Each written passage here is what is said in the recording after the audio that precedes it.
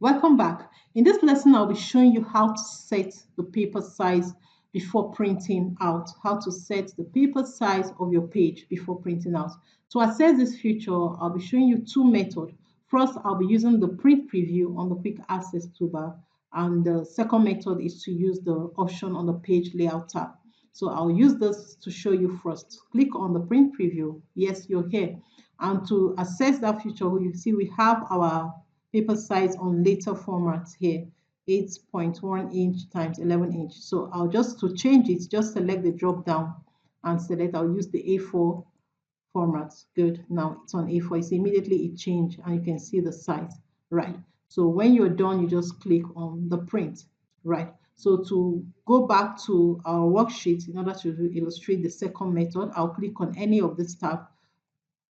Right. So we are here. So the second method is to go to your page layout tab, click on it. Under your page setup, you see the size option.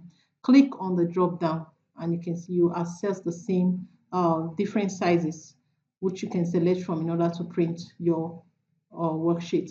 Presently is on A4, just as we previously selected. Let's just change it back to later so that we can see. And when you click on print preview, you see it's on later, right? So if you are done, you just click on print and there you go. You have it on either A4 or later paper size. So that's it for this lesson. I'll see you in the next lesson.